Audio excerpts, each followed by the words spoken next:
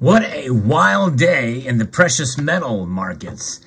Silver has soared above $26 an ounce, and gold is getting much closer to its all-time record high. We're going to discuss the reasons why this is occurring now as we explore.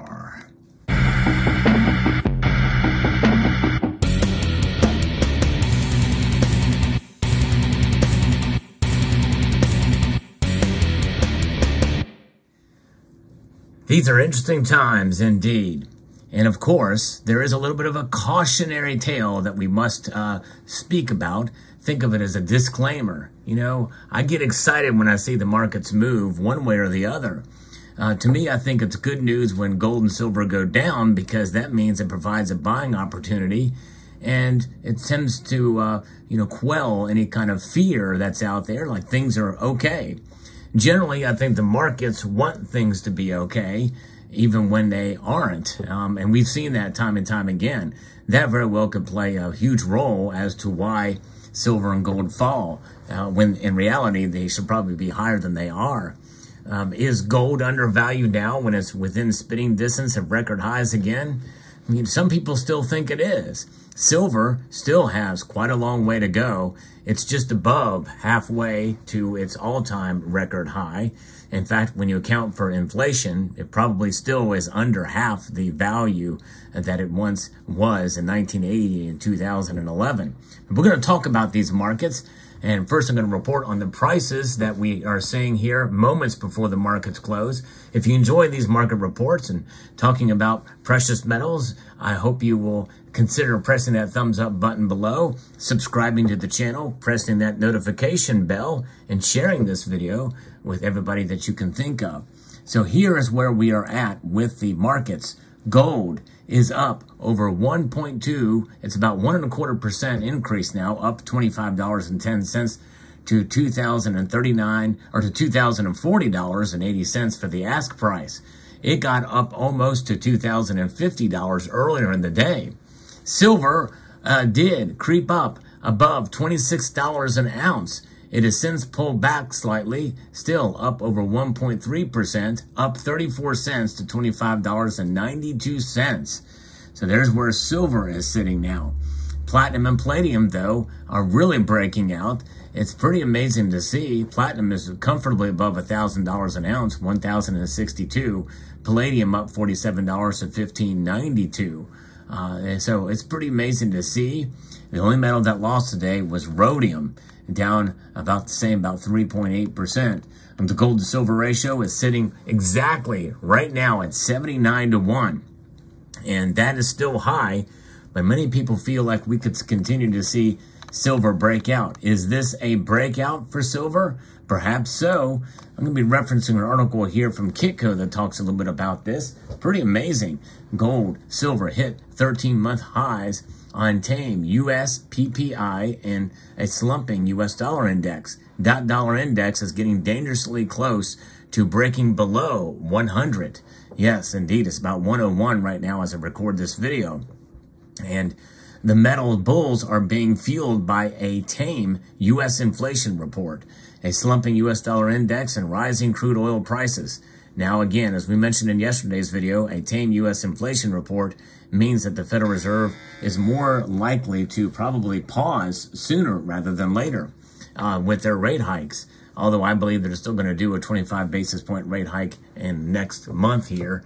But we shall see. It's going to be interesting and fascinating to see where things go when they do that. And the U.S. Producer Price Index report for March showed a decline of 0.5% from February versus expectations for a steady reading. The report helped to put more downside pressure on the U.S. dollar index, which hit a 2.5-month low today.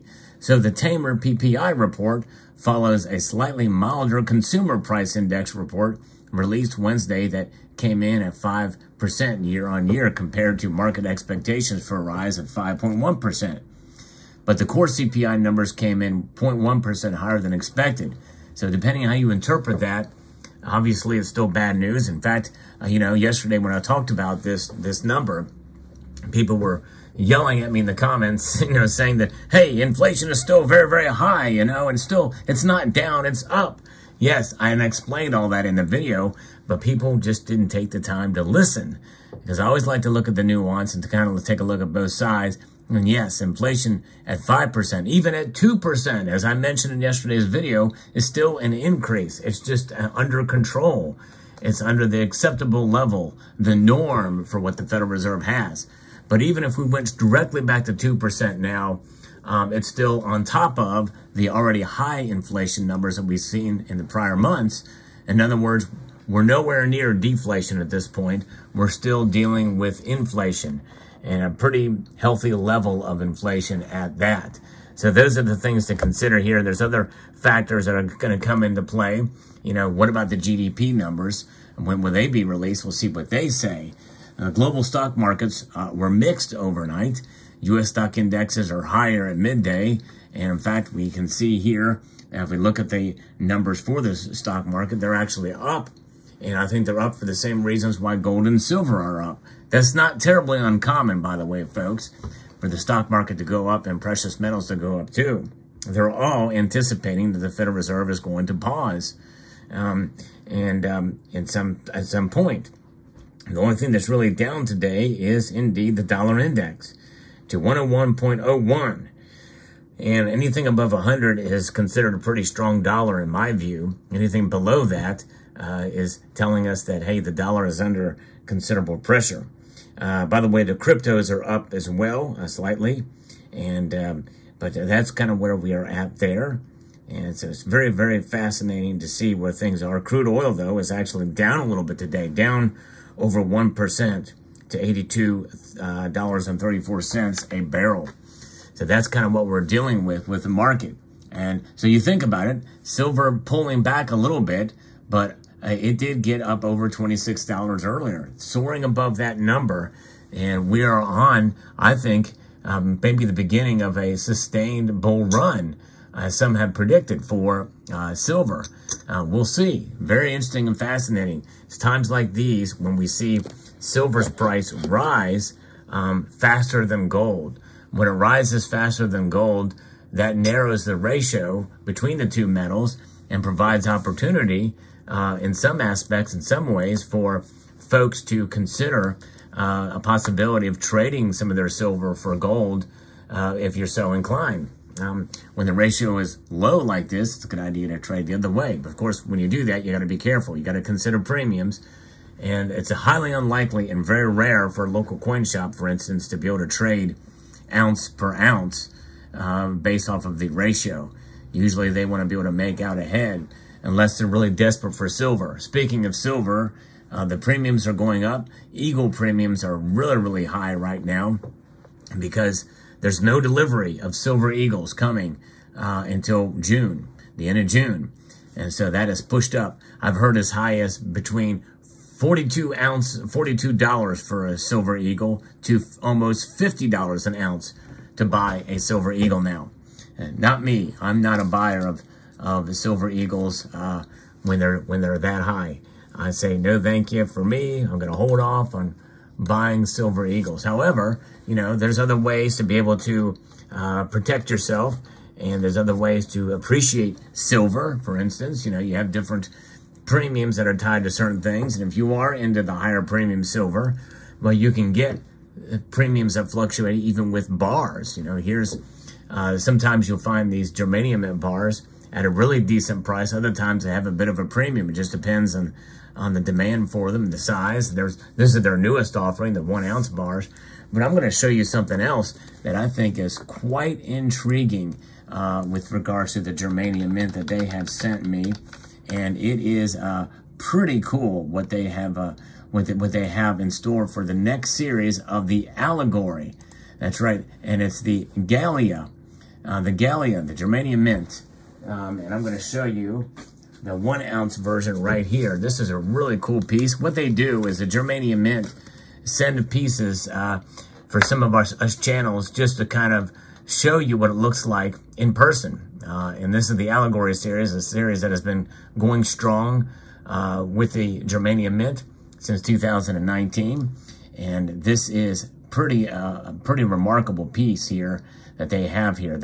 The feminine impersonation of nations were usually majestic manifestations of values considered to characterize the communities of given countries or regions. Many of these visualizations come from the image of the goddess Athena and look to the Latin names as the weaker sex. Often unnoticed and underestimated, women were forced to believe that they should obey men.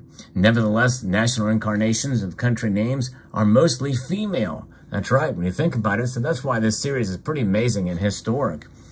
The country, as a metaphor for home and family, have always been identified with maternal protection, which provided security and a sense of community.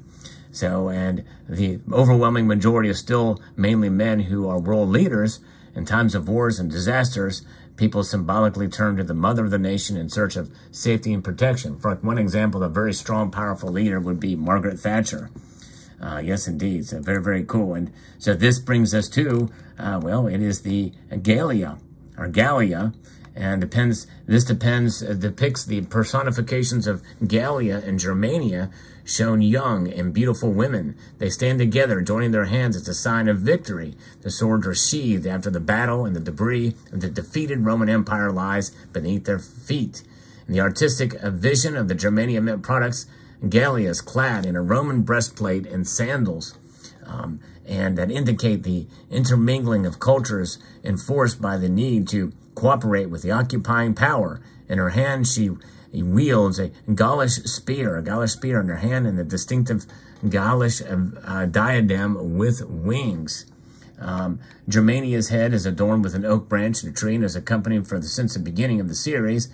In her hand, she holds a shield with the image of the two-headed eagle. Of course, you have the common reverse here that has the shield of Germania, the coat of arms of Germania.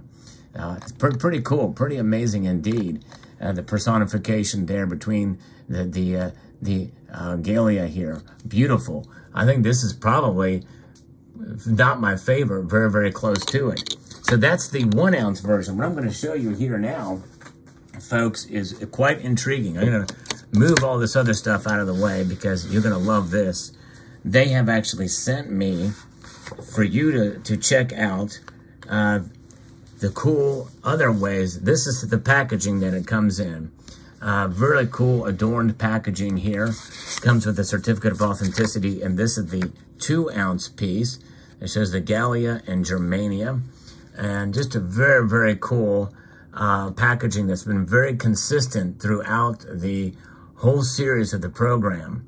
And this is just really, really cool how they do this. And so we're going to put that back in there. So 2 ounce and above sizes get this kind of packaging. And so there's the 2 ounce. There's the 1 ounce that you see there. Yes, so they sent me those two, but it doesn't stop there. No, it does not. We're going to continue here, and I'm going to show you the 5 ounce. Look how thick that is. That's just remarkable. The 5 ounce Germania mint allegories. 1 ounce, 2 ounce, and 5 ounce. And when you thought that was enough, I'm going to show you the 10 ounce. Now, before I show you the 10 ounce, you'll notice a theme here. With Germania mint, they are the first and only mint to have the same diameter on all of their coins for the allegory series, or any series, with the weights being changed and the thickness of the coins increasing in such a manner like this. There is the 5 ounce. Here, folks, is the 10 ounce. Look at that. Isn't that something else? This is indeed the thickest silver round or coin, because this is considered probably a fantasy coin, as it has a 50 mark denomination on it. The mark does not exist anymore, so I call it a fantasy coin. But for 2023, Germania mint, and they've been doing this since near the beginning. I have the 10 ounce version in a different one, but the Gallia and Germania mint allegory series comes as high as 10 ounces, and you can see there. Just look at the amazing thickness to this. So one might say, well, does this mean this is a cylinder? No, I would, and this is just my own interpretation. You look at the diameter of this coin compared to the thickness, whichever is more would I think would change the description. This is very close to being a cylinder, but indeed this is without a doubt it is a wider diameter than it is the thickness, how tall it is. But that is really cool. I love that they do that. It's unique to germanium mint, excellent quality, unmatched by most anything else out there. And so they wanted me to show you how these are and how they look with comparing the thickness, the reeded edge, and the design, and the craftsmanship and quality. And they're one-of-a-kind capsules. They have sort of a concave look to them on top. In other words, you stack them up there, they kind of spin, but that just kind of gives you sort of a cool factor to it as far as the look of the pieces there. So there you have it. Let me know what your thoughts are in the comment section below, and let me know what your thoughts are on the markets today. It's exciting to see silver move in such a high direction, and gold is definitely doing its thing as well too. I want to extend a multitude of gratitude to you all for taking the time to watch, and encourage you to please rate, share, comment, and subscribe.